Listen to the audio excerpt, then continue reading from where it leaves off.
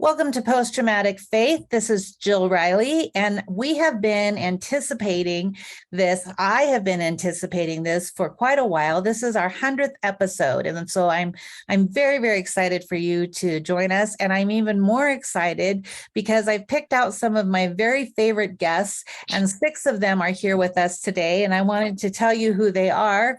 We have Travail Lynch from Chicago.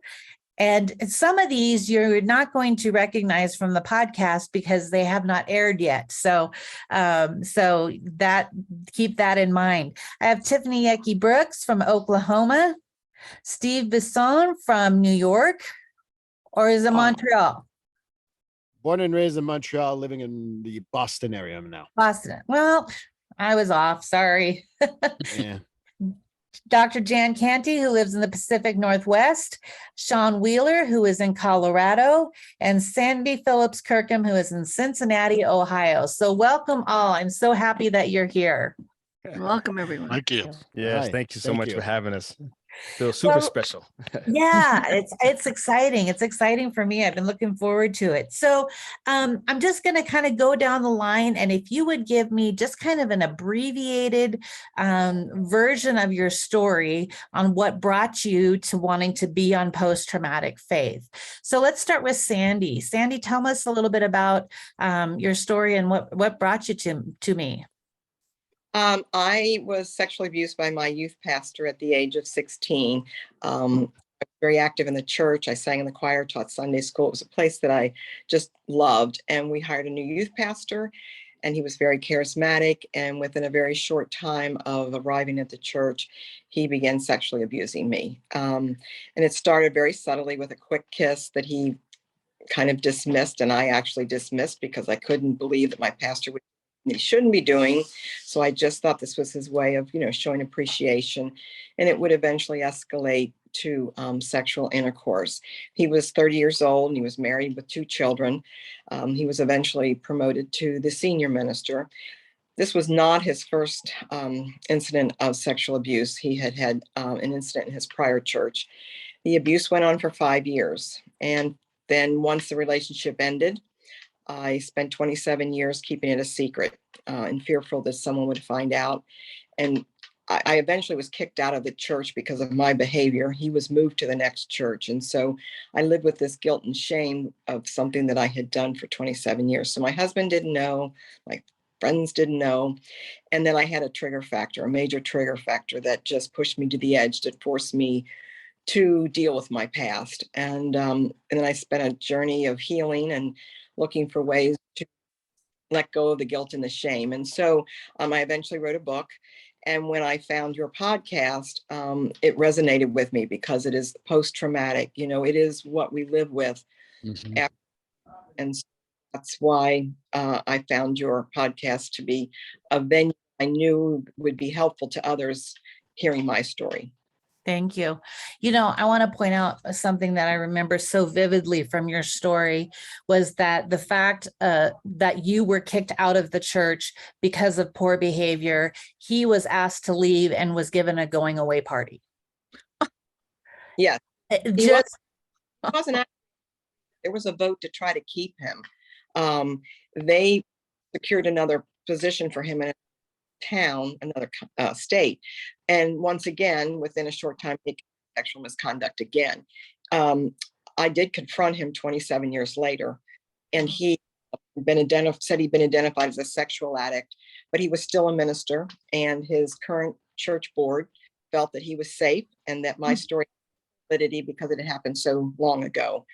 And so he still remains in ministry. I think he's semi-retired now, but he's in good standing. So nothing really changed. I made every effort to try to get him removed, and I hit a brick wall every time. And it was not only that you hit a brick wall, it was men that were saying, I think you need to let this go. It's been long enough. I think you need to just, not be so angry because enough time has passed. And he's had a really great track record since then. So let's not malign his character anymore. And that, just the stink of that just absolutely blew me away. Actually told that if I were to continue to try and pursue removing him, that the guilt of ruining a church would overwhelm me, and it would be worse for me. And I need to let it go because I would ruin this church if I exposed him. So, Yeah. it's a victim silent, putting the guilt and shame back on me. And how dare I try to ruin this man's reputation when in reality it was his own actions that ruined his reputation. Absolutely. Absolutely. Sandy has a book called May I Pray Upon You, Prey. It is excellent. I read it cover to cover. Well worth the read. And oh, there it is. so, so it's a very, very good book. So thank you, Sandy. And I applaud your bravery at telling your story, because I think obviously we know that abuses within the church have not ended. And as you and I were just talking earlier, the Southern Baptist Convention is dealing with hundreds of cases and right now, and that have been covered up. And so I think for you not to stay silent is so important. So thank you. Sean. Let me unmute myself. Yeah. So Sean really made a huge impact on me, just his childhood story, and then what he's doing now. So share with us a little bit, Sean. Yeah, I was groomed very young, also sexually abused, but I was trafficked from about age 5 to age 10. Moved away from that town, but by that point, I had been taught that that's what people got to do to me, and so people continued to find me. And the last time I gotten, is what I say, was I was 19 at my first duty station in the military, and when I was about 5 or 6, I had been told that when you turn 18, 19, 20, you should probably just die because you won't be worth anything anymore. And I was scared to death approaching age 20. I made it past that, and that's when I drew the line in the sand and said, never again. But didn't mean I didn't continue to live, in a bad sort of illusion world as well, because I understand the shame and guilt part. I add to it fears also, because I'd been taught, grew up and going to church, but I'd been taught about 5 to 6 that now you're too corrupt for God to want or love you. Yeah. And you believe that when you're a little kid. Around the age of 7, I was used in, I still call it child pornography, even though the terms have changed. I really don't care. That's to me what it was, with another boy, a girl, 2 men, and 1 adult woman as well. I tell people, by the time I was 9, I knew how to drink, I knew how to smoke, I knew every word in the book, I knew all about porn, and I just assumed that was normal. And let me ask you real quick, wasn't it your parents that trafficked you firstly? No, in fact, they had no clue. My family had no clue. It was a business associate, I think, or somebody that knew my father in the business community, Okay, who I apologize. ran the network. Yeah, no worries. I too went silent, and I finally got married, got to a place where my wife said, "You need to go to counseling and deal with this, and it needs to be a Christian counselor." And I did. Went through an incredible process. Started speaking publicly in 2014. Today I run Starfish Ministries in Colorado, and I'm a consultant to a number of groups nationally and internationally. And because of a few interviews and things, over 6 million people worldwide now have heard my story. And it's just been I've found my purpose. I tell people this is it. And what, some of the comments I heard, on the other side, sort of from what's happened to Sandy, was I got, it was often the women in the church who attacked me. It's like, well, you were a boy, why didn't you just run away? And it's not as bad for boys, and because they actually like it, and they're always the predator anyway, and all these kind of things. And I point out to them, probably between 30 and 35% of the people who bought me as a preteen were women. So people who want to pretend that they're never predators are just not really keyed into the reality of what's happening to to millions of boys. But in this, I found my purpose. I actually do a prison ministry now as well, and I work with convicted sex offenders, believe it or not. And I've had people in 4 different law enforcement agencies tell me that when I come in and speak to a group, whether it's in a halfway house or situation, or still in jail, they have found that those people in those groups, typically the reoffending rate drops by over 90%. Wow. Because we offer a message of hope and forgiveness. I have forgiven those people. More importantly, I've forgiven myself because I blame me.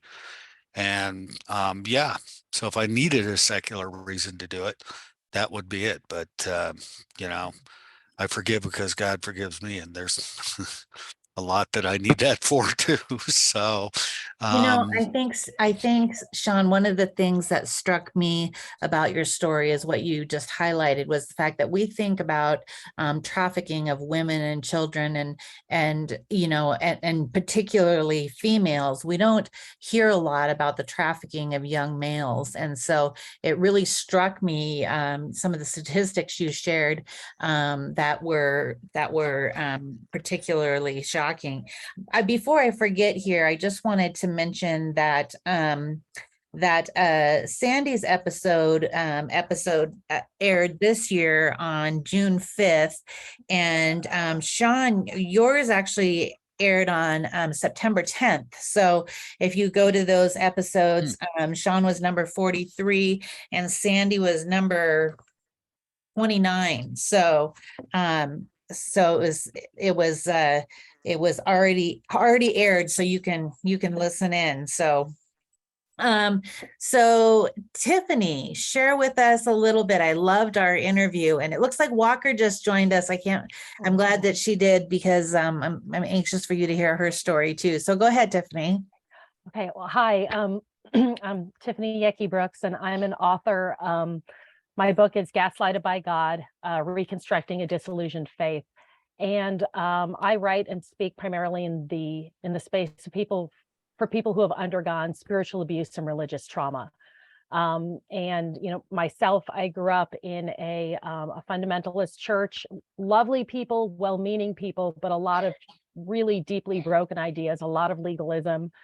And you have to choke down a lot of cognitive dissonance sometimes. And I found myself at the end of 2009, and then for about the next decade, going through some pretty serious deconstruction, but I didn't have the words for it or the tools, and I didn't really know what I was feeling. I just knew that the theology that I had been taught growing up wasn't right, that my experience with God was different from the God I was told I had to find in the Bible.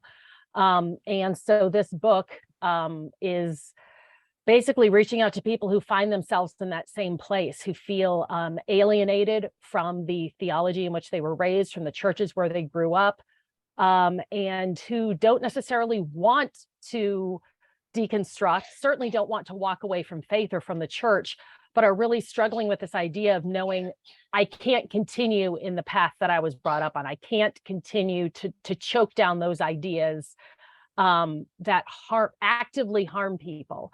And so this book is, as the subtitle it says, it's Reconstructing a Disillusioned Faith. It's for people who have gone through the deconstruction process, or maybe in the middle of it, or maybe just now giving themselves permission to explore it. I say in the book that it's not for people who are asking, is it okay to be mad at God? It's for people who are already there and saying, so what do I do with that now? Right.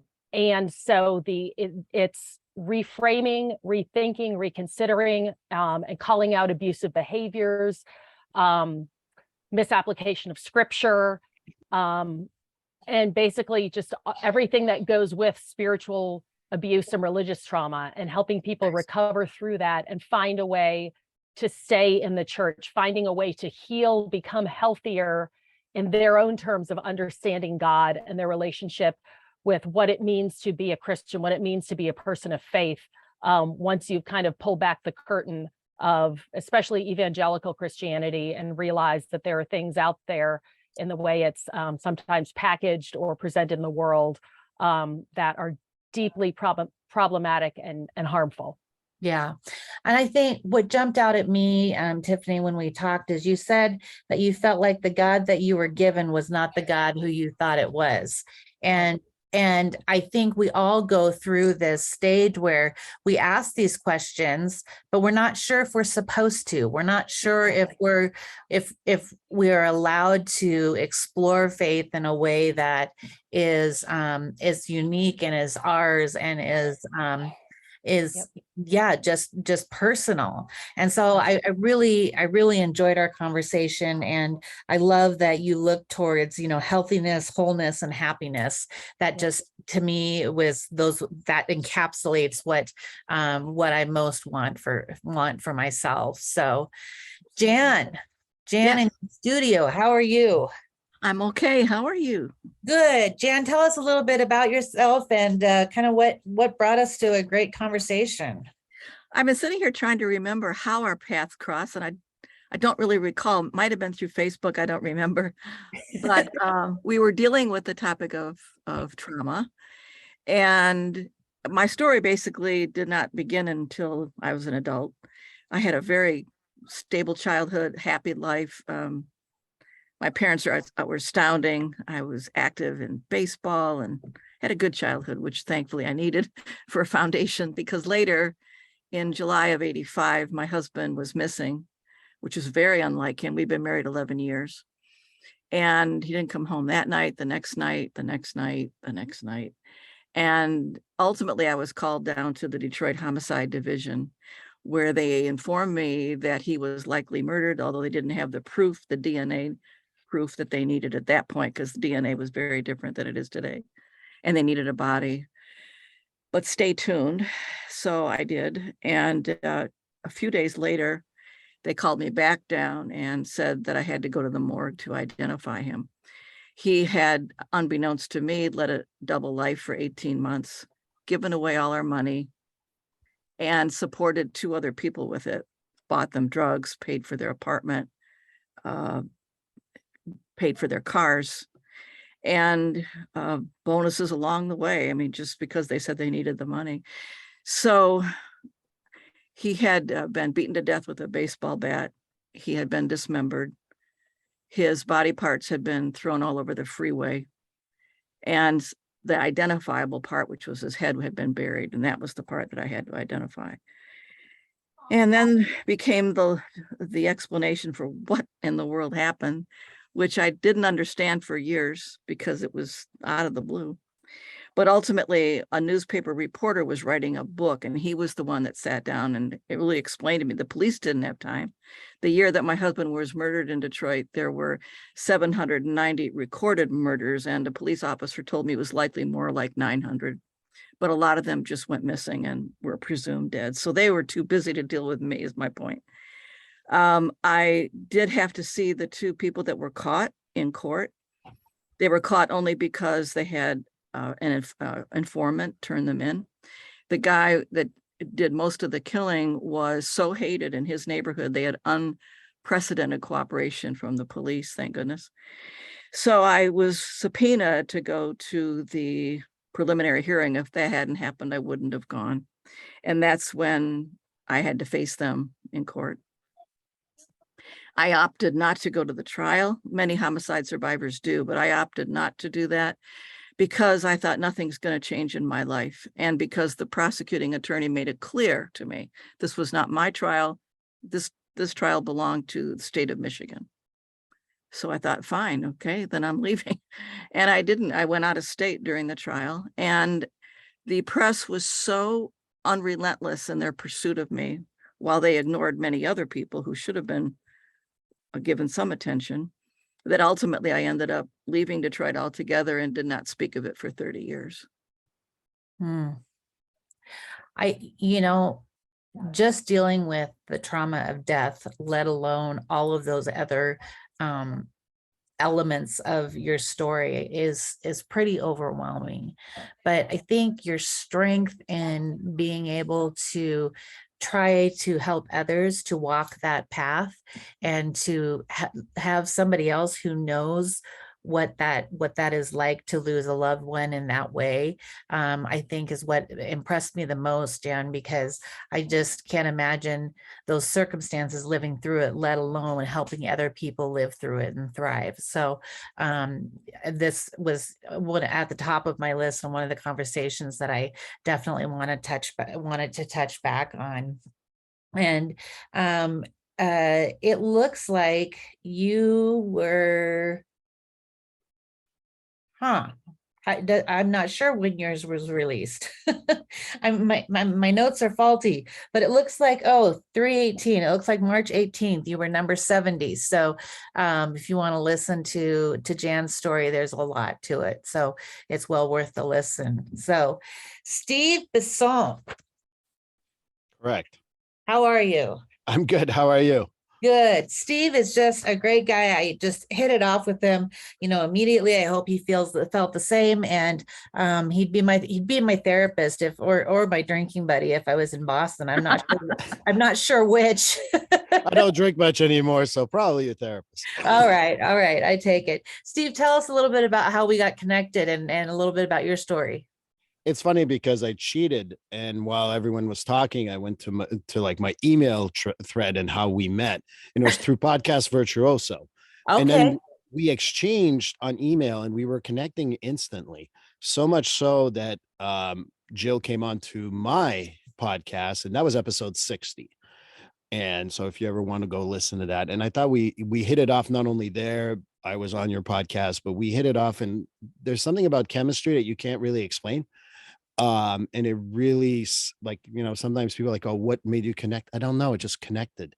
Right. And so wanted to give you that feedback because I really, and it was a very popular episode. So thank you for that. But I'm born and raised in Montreal.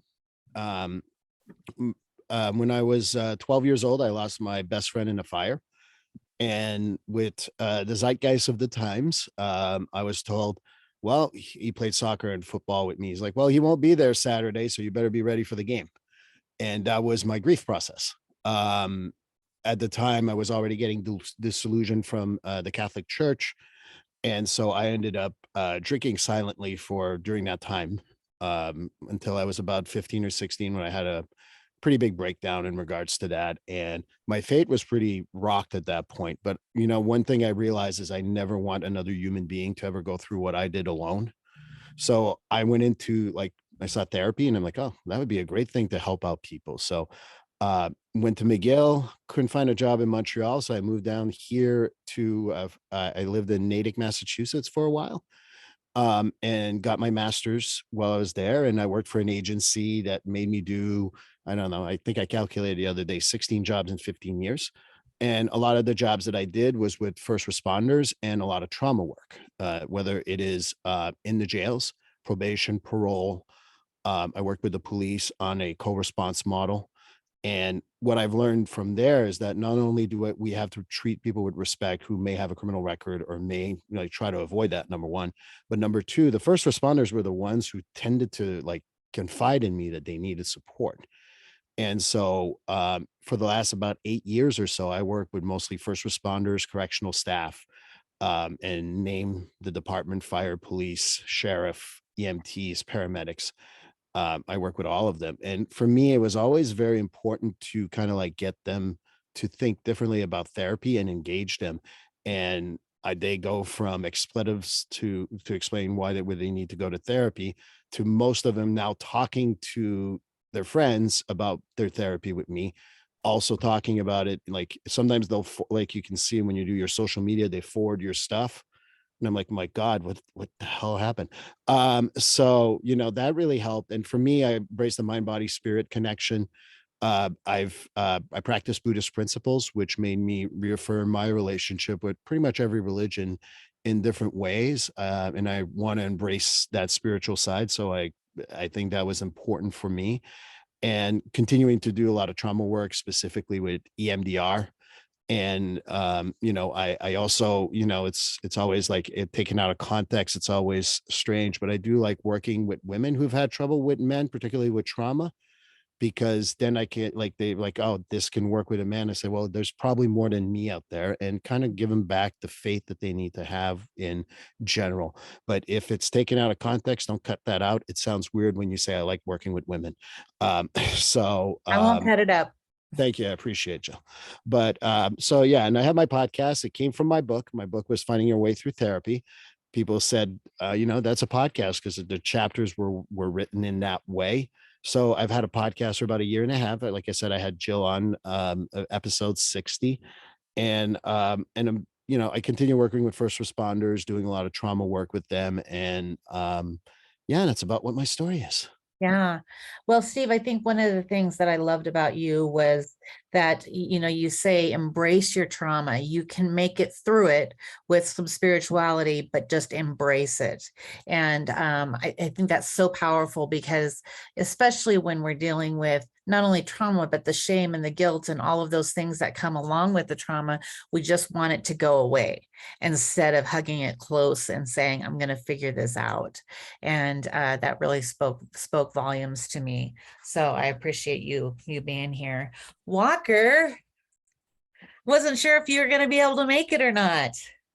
I wasn't either. I'm so glad to be here. Wow, I love hearing these stories. Yeah, That's some powerful. great people, including yourself. So I'm just having everybody just give a short introduction to just kind of their story and kind of how we connected maybe. Okay, great. Well, the thing that's so interesting, I just want to comment on really quickly is how synchronistic this is. I'm listening to these stories and I know, right, Jamil, you hear it too. It's like, wait a minute, I relate. There's elements, where there are no mistakes, right? Yeah, right. So my name is Walker Kimberly Brandt, mainly known as Walker Brandt. I've been an actor for 30 years. I've been in blockbuster films, TV shows, thousands of ads. I've done all kinds of stuff. Yes, you've likely seen me, but what nobody knew before 2020 is what I lived through as a child, because I kept it hidden for the majority of my career, nearly 30 years. I dealt with it in my, therapy has always been something that I've been a proponent of. But one of the things that got me through the most difficult parts of my childhood, there's a lot of violence, a lot of drugs, alcohol, and my grandfather beat my grandmother to death when I was 3.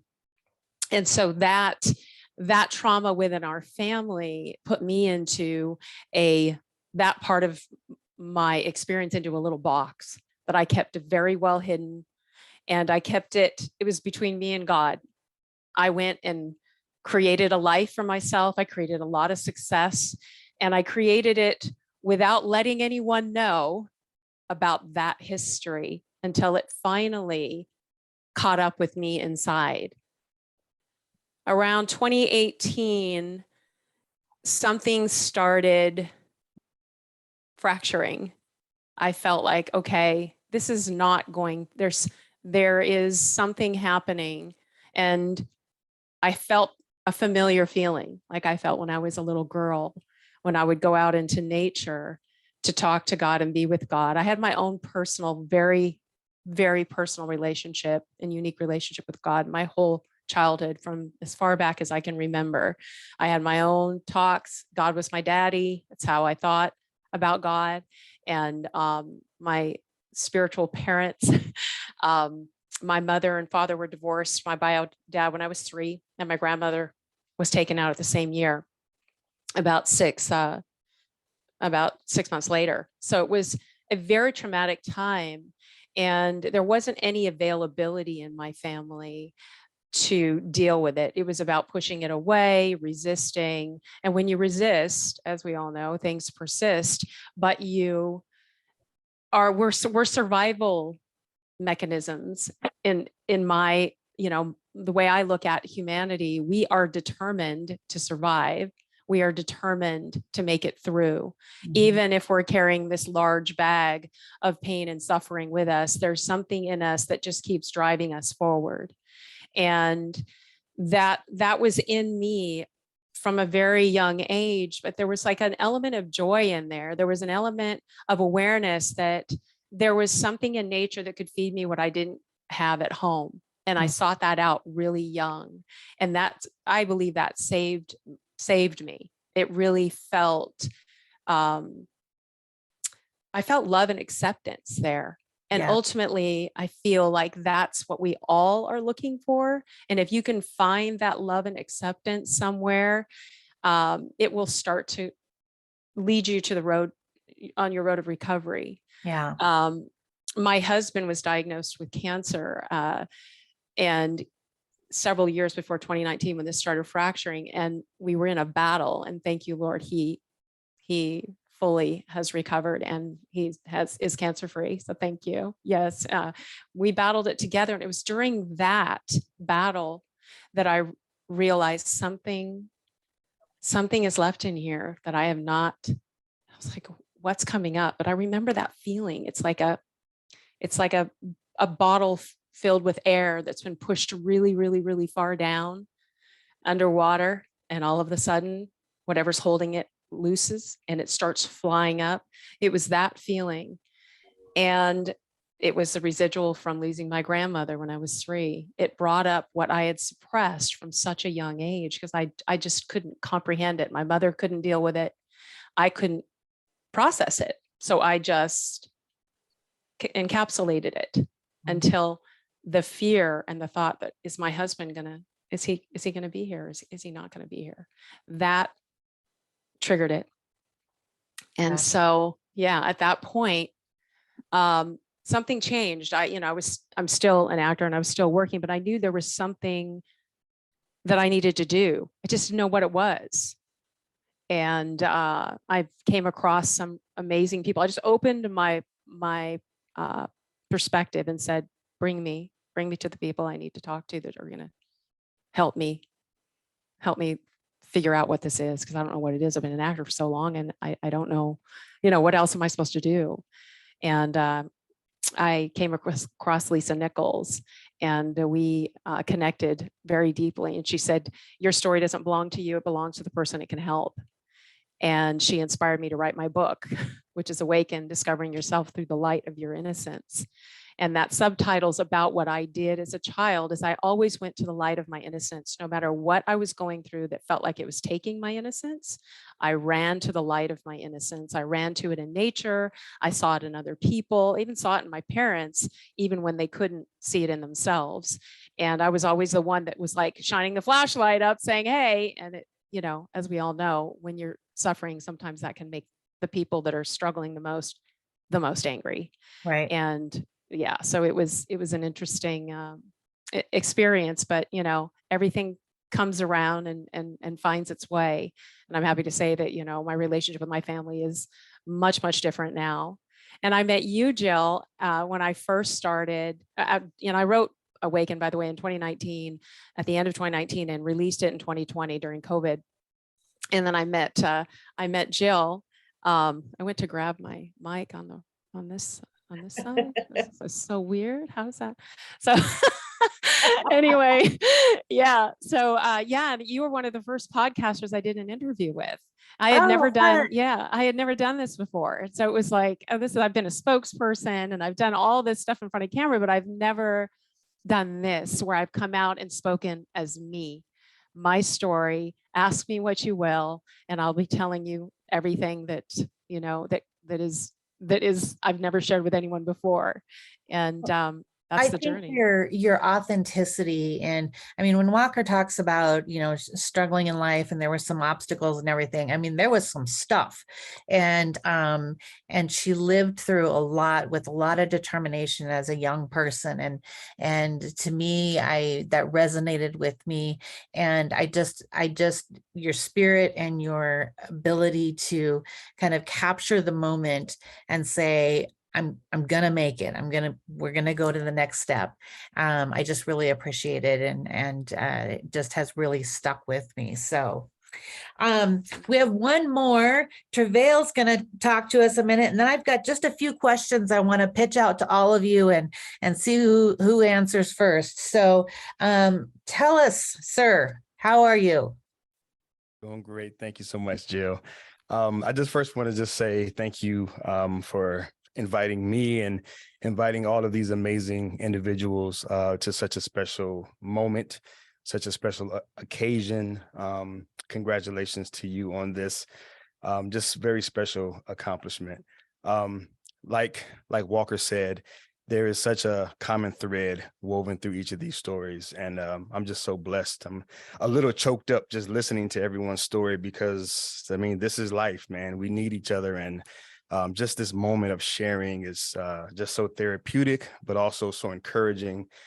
So I could just talk forever, so I don't want to go down that path. So let me share a little bit about myself. But I love loving on people. I love appreciating people. And that's really my story. My story is one of, like I like to say, pre and post acceptance. At the age of 7 years old, my grandmother and my mother moved us from Chicago, Illinois to Toledo, Ohio. And at the age of 7, that's when I lost my father. That's when I began to stutter. That's when I just ballooned up in weight, and I just picked up a lot of extra baggage on my body. And we moved into a neighborhood where it seemed as if I was the neighborhood punching bag, rag doll. I just could not find acceptance anywhere. I was alienated, pushed out, rejected, never accepted. There was always something wrong with me. Mm-hmm. I never fit in. I could never fit in, I should say. I was either too fat, or I stuttered, or I didn't have the latest shoes, or whatever the kids could find, they found. And they made me feel so less than because of it.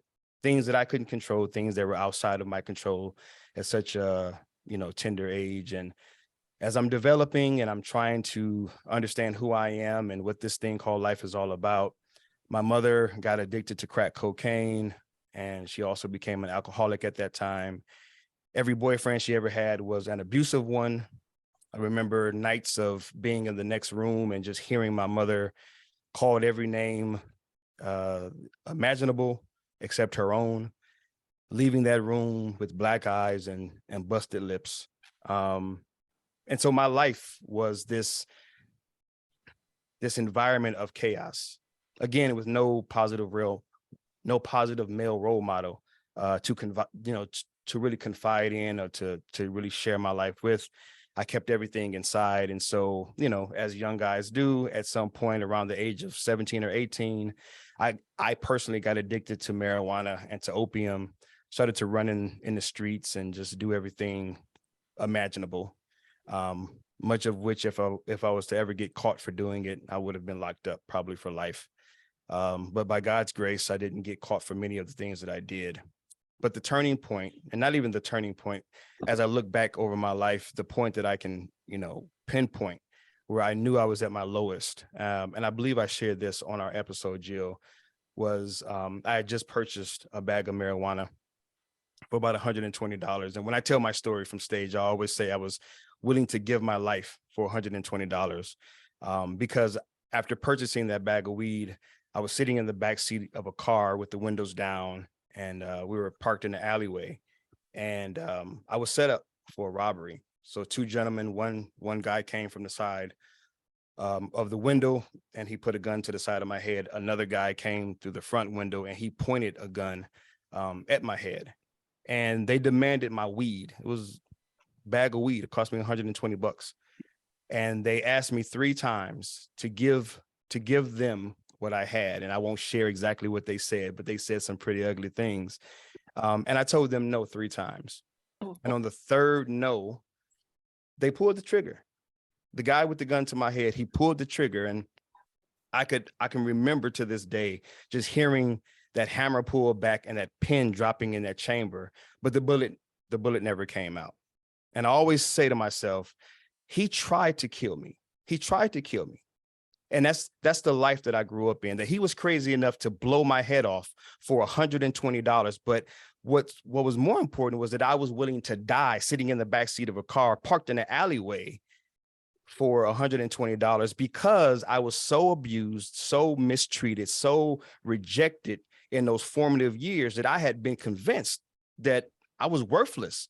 who was going to miss me? If I died, so what? If I wasn't here tomorrow. Oh, you cut out there a little bit. We lost your Yes, but I was audio. already convinced. Okay, am I back now? You're back. Yeah. Okay, yeah. So, it's like I'm not even 21 years old and I'm already convinced that my life is worthless. And so, 2 years later, I always share that this is when I did get caught for grand theft, because I had continued a life of just recklessness and again, doing anything that you can name. And so I found myself on a Sunday morning, and I write about that in my book.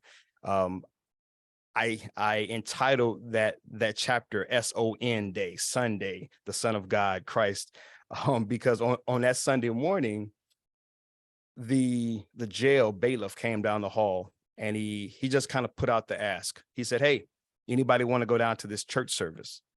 And all I was thinking was, let me get out of this cell block. I didn't know anything about Jesus, didn't want to know anything about God, Jesus, the church, Christianity. None of that was on my mind. All I wanted to do was get out of that jail cell. And so it was about a 30-minute, message or, service. So we all went down the hall. We went into this room. And all I remember was some ladies from a local church.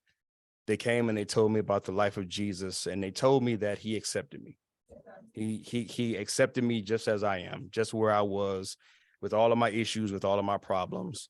And I just remember giving my life to Christ in that moment. And that's where I say pre-acceptance, I lived a life of hell and drama and trauma and just ridiculousness to the 100th degree. But after Christ, that's where, again, I think someone mentioned it earlier, you find hope. You find a reason to live. You find that you do belong and that you're not worthless, but that you do have worth. And so, long story short, after that, I immediately joined the church, began to work towards turning my life around. God showed up in a miraculous way and got me off of those charges. And so I was never sent to prison. I never had to do those 15 years, which I was extremely fortunate not to, because I had a child on the way, and God's blessed me with 3 more since then. But yeah, he turned everything around from that point. And so I went on to eventually become a pastor, a teacher, a preacher, an author, speaker, a trainer. God's done a lot in my life since then. But it all started with acceptance. It all started with me understanding that I was accepted, and that my life did have value, and that my life did have worth. I love the website that Travail has. It's iamthepossible.com. And I think that's just so great. It's so him. And if you want somebody inspirational in your life and in your news feeds and all of that, this is your guy, because he puts out this stuff. I do listen, I do watch. He puts out this stuff that just is inspirational and aspirational. You're just like, hey, I want to be like him. Oh, I want to do that. I can do it today. So he's that guy. So, hey, we have a few minutes left. I just want to give a couple of questions. And if you have an answer, jump in, a couple of you on each question, that would be great. So this is group participation here. So one of the questions I wanted to know is, what does safety look like to you? Safety to me is exactly what Travail said. It's acceptance. I think that's what makes a child feel safe from day one, is knowing that they're accepted and knowing that they're a part of a safe and a space that they're accepted and understood, no matter what. Unconditional love is safety. Somebody else. I think for a lot of people, safety in the church is authenticity. Like Sandy, I was just thinking about your story. You shared authentically and you were rejected for it. And that's heartbreaking, because we have example after example through the Bible, through Christian history, of that authenticity it's so often discouraged. We think we have to hide it behind like churchianity or Christianese, and, always tie things up in a red bow and make it look pretty. But when we actually speak authentically and speak to our experience and don't try to explain it away or hide it behind pretty terms and just speak honestly, that's when we relate to people. That's what God is asking from us. Something I say in the book, ooh, sorry, is that fault? Something I say in the book is that God doesn't need a PR agent. We shouldn't have to lie to be a good Christian. I think Um, sa- I think safety also for me means being able to trust my environment, being able to trust the people around me. And Yeah. that something that I have to gain their trust. I don't automatically trust the church. I don't automatically trust people necessarily. And I feel safe when I know that that person can be trusted. Yeah, that's true. That's true. So I think I want to do this. I want to ask a question and I want each one of you to answer it. I want to know what defines you. It's not your trauma. It's not the events that have happened in your life. It's not the pain that you've been through. There's something about you that is a definition that is separate from all of those things. We are not our trauma. And so I just want to know from each of you kind of what defined you. Steve, why don't you give it a go? Oh, great. So the first thing that, I'm going to go back to that question and I'm going to say the same thing as how it defines me. It seems counterintuitive, but vulnerability. Hmm. And the reason why is that when I tell my story, no one can take it away from me. Mhm. And yes, when you have physical safety issues, that's a whole different ballgame. And I get it. And I'm not trying to minimize that. But once, my story is out there and people sometimes wonder, I've been told by my clients, like, I listen to your podcast, you give your story to people. And I'm like, what are you going to do with it? It's my story. You can't take it away from me. And I think that for me, vulnerability is probably one of the things that I like to give as a gift to my clients, to my kids, to people around me, because even though it seems counterintuitive, it's the most liberating thing you can do for yourself and for anything else in your life. Great answer. Jan, what defines you? I'm stubborn and determined. Um, I don't want anybody to feel isolated from homicide. I don't want anybody to feel dumped by society because of all the stigma that comes with it. I don't want people to feel alone, and I'm determined to do what I can. Having not spoken about it for 30 years, I know what that feels like. Yeah. And so I'm out on a mission to reach as many people as I can, to give them a voice, to help them with resources, to let them network with one another, and to show them that they're unwitting experts in this whole thing of surviving death. Yeah. Yeah. Well, thank you. Sean, how about you? Wow. Good question. If you had asked me back, before I got counseling, before I, found the love of God, I would have told you that I'd been taught that, I was basically the leftover shell of a kid who was used up years ago and the world defined me. And that's really what I believed. And then I found truth and I found Christ and I found out that I'm defined by the creator of the universe. And his love is, yeah, he met me where I was and he loved me too much to leave me there. And I don't let the world set that in my mind any longer.